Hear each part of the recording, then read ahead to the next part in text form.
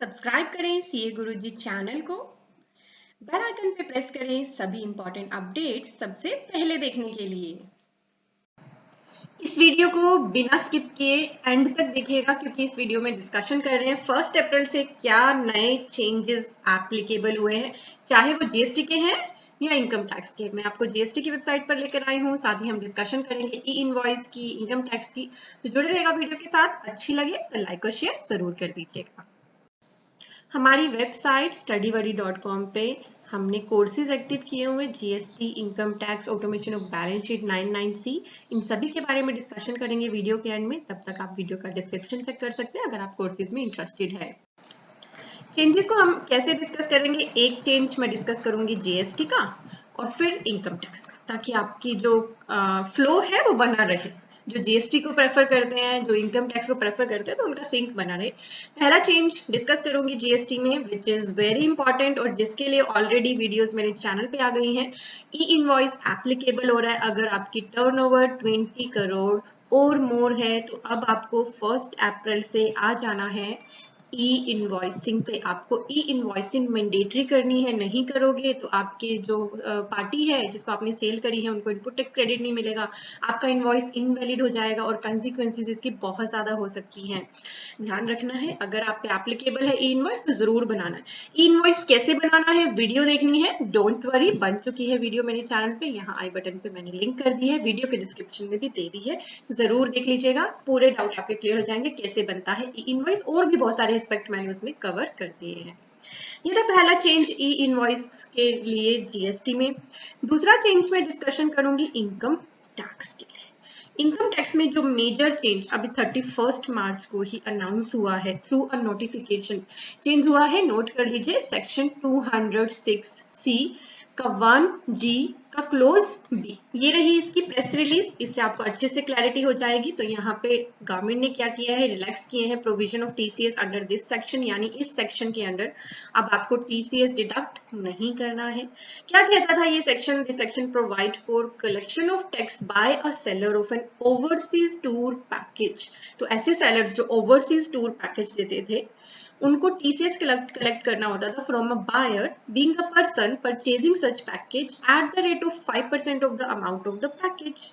अब इसमें प्रॉब्लम क्या आ रही थी, प्रॉब्लम ये आ रही थी जिसके लिए रिप्रेजेंटेशंस गई from domestic tour operators that they are facing difficulty in collection of tax from non resident individuals visiting India who were booking overseas tour package from such domestic tour operators. अब होता क्या है, non resident अगर person होता है उसके पास pan तो होता ही नहीं है, ठीक है, क्योंकि उसके पास पैन नहीं होता, दैट मीन्स उसके ऊपर हायर टीसीएस का रेट एप्लीकेबल हो जाता है।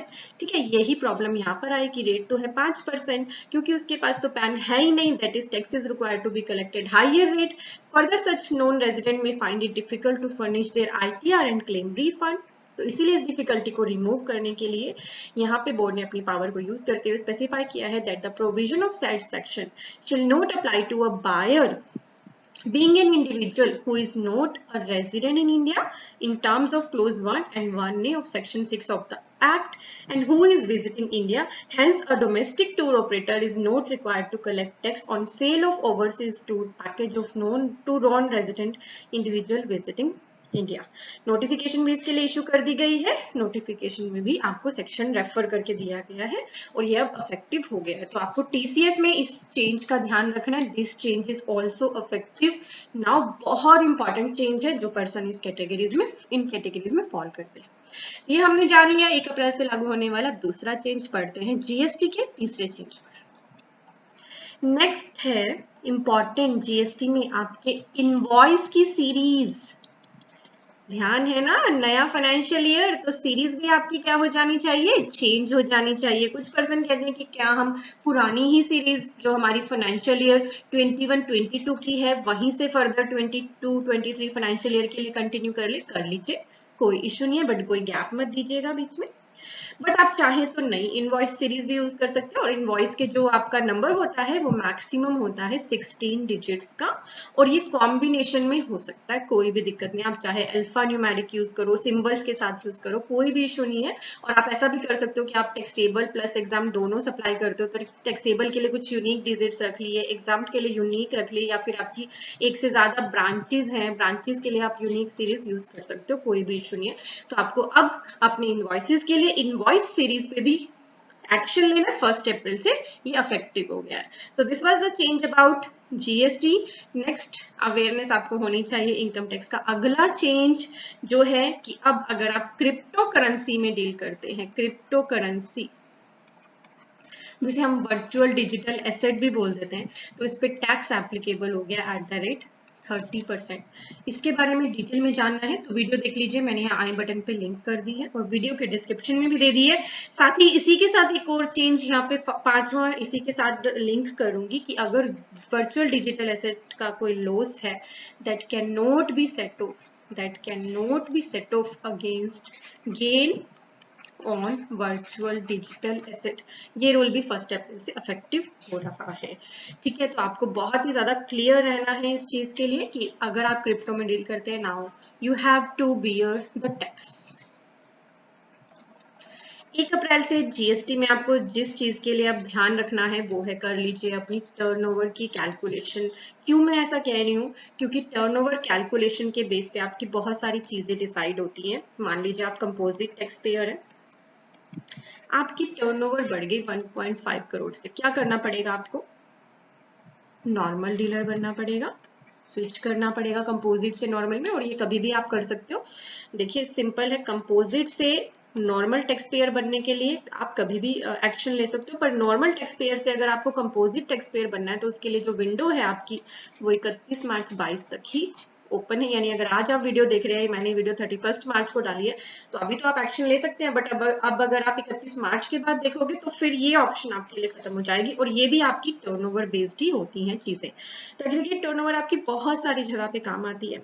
दूसरा आपका कहाँ काम आएंगे, जो मैं आपको रिमाइंड कराना चाहूंगी, क्यूआरएमपी स्कीम के लिए। अगर आपको क्यूआरएमपी स्कीम में आना है, ऑप्ट इन करना है या ऑप्ट आउट करना है, तो आपको 30 अप्रैल तक इस पे एक्शन लेना है पोर्टल पे।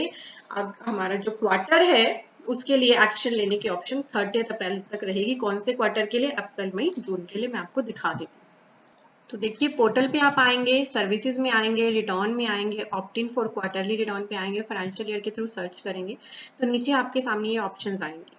1 अप्रैल टू जून क्वार्टर के लिए आपको एक्शन लेना है कि क्या आप क्वार्टरली रिटर्न ऑप्ट करना चाहते हैं, तो आपको सिलेक्शन करनी है टिल 30 अप्रैल। 1 फरवरी को ही ये विंडो ओपन हो गई थी। पर अगर आपको लग रहा है कि आप क्यूआरएमपी स्कीम के लिए एलिजिबल नहीं है, किस कौन एलिजिबल है क्यूआरएमपी स्कीम के लिए, अब ये भी आपके माइंड में क्वेश्चन आएगा। क्यूआरएमपी स्कीम के लिए टर्नओवर की लिमिट 5 करोड़ है। अप टू 5 करोड़ तक जिनकी टर्नओवर है उनके पास तो ऑप्शन होती है, वो चाहे क्वार्टरली ऑप्ट कर ले या मंथली कर ले। और जो 5 करोड़ से ज्यादा जिनकी टर्नओवर है उनको फिर मंथली की ही ऑप्शन मिलती है। तो आपको एग्रीगेट टर्नओवर इसीलिए कैलकुलेट करने, बिकॉज बेस्ड ऑफ दिस आपको बहुत सारे एक्शन लेने हैं, और क्यूआरएमपी स्कीम भी उनमें से एक है। तो अगर आपको क्यूआरएमपी स्कीम में आना है या इससे जाना है तो दोनों ही सिनेरियोज में आपको 30 अप्रैल तक इस पे एक्शन लेने की ऑप्शन मिल रही है। 6 चेंजेस हमने डिस्कस कर लिया। अब 7th चेंज मैं इनकम टैक्स का आपके साथ चेंज डिस्कस कर रही हूँ। बहुत दिनों से हम सुनते थे पैन आधार की लिंकिंग, बहुत दिनों से सुनते थे और बार बार ये होता था कि इसकी डेट एक्सटेंड होगी। अब अगर आप 31 मार्च तक ये नहीं कर रहे हो या नहीं कर पा रहे हो तो आपके पास 30 जून तक तो मौका है कि आप ये कर सकते हो विद लेट फी ऑफ ₹500। यानी कल से 1 अप्रैल से आप पर लेट फी लगेगी पैन आधार लिंकिंग के लिए ₹500 30 जून तक। इस डेट को भी मिस कर दोगे तो फिर आपसे ₹1000 की लेट फी ली जाएगी। और ये आपको ऑप्शन दी गई है कि 31 मार्च 23 तक अगर आप ऐसा कर लेंगे तो आपका पैन इनऑपरेटिव भी नहीं किया जाएगा। रिलैक्सेशन यहाँ पे दी गई है। तो बहुत टाइम से हमें लगता था कि ये डेट तो बार बार बढ़ती रहती है, बहुत से पर्सन इस पे एक्शन ही नहीं लेते थे, बट नाउ अगर आप 31 मार्च को मिस कर रहे हैं तो 1 अप्रैल से ये आ रही है आप पर late fee for PAN Aadhaar linking.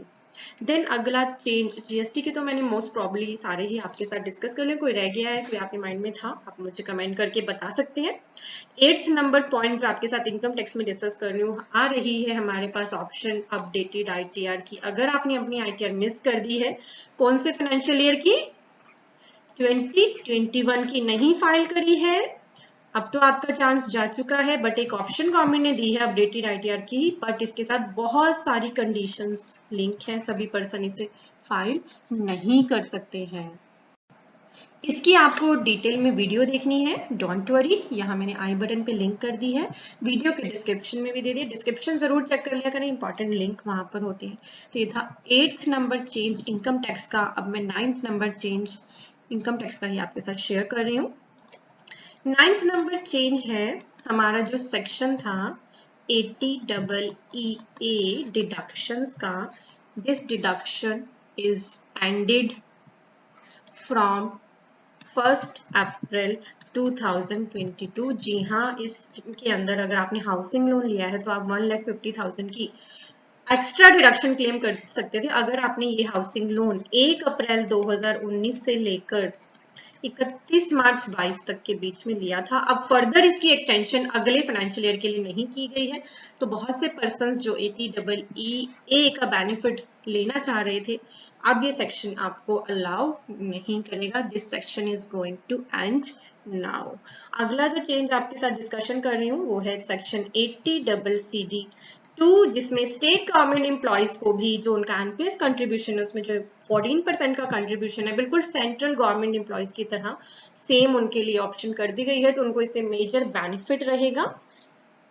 तो स्टेट गवर्नमेंट एम्प्लॉयज अब नेशनल पेंशन स्कीम एनपीएस पर 14% का जो क्लेम है वो उसका बेनिफिट ले पाएंगे, बिल्कुल exactly same as central government employees are getting.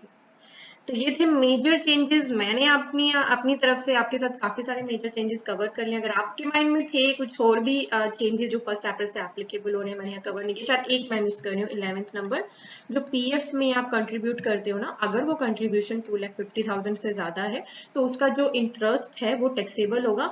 इसके लिए सेपरेट वीडियो मैं जल्दी ही लेकर आऊंगी।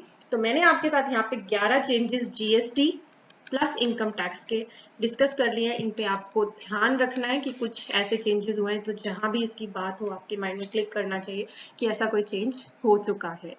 वीडियो अच्छी लगे तो लाइक और शेयर जरूर करिएगा। डिटेल में डिस्कशन करते हैं हमारे कोर्सेज के लिए। जीएसटी का बैच कंटिन्यू चल रहा है, अभी 15 या 20 मार्च तक क्लासेस चलेंगी। ऑलमोस्ट हाफ कोर्स खत्म हो चुका है, अभी भी आप इसमें एनरोल कर सकते हैं, कोई भी दिक्कत नहीं है, लिंक वीडियो के डिस्क्रिप्शन में है। इनकम टैक्स का कोर्स ये अभी फाइनेंशियल ईयर 2021 का है, 21-22 का अभी हम अप्रैल में अनाउंस कर देंगे, तो आप मेक श्योर हमारे चैनल पे एक्टिव रहें नई अनाउंसमेंट के लिए। 99C फाइनेंशियल ईयर 2021 की नहीं भरी है और आप उसे भरना चाहते हैं विदाउट एनी एरर, तो ये 3 घंटे का सेशन है, इसको ज्वाइन करिए। और अगर आप बहुत सारी बैलेंस शीट्स बनाते हैं तो हमारा बैलेंस शीट का ये और बहुत ही पॉपुलर कोर्स ऑटोमेशन लेना बिल्कुल मत भूलिएगा। Thank you for watching, bye bye.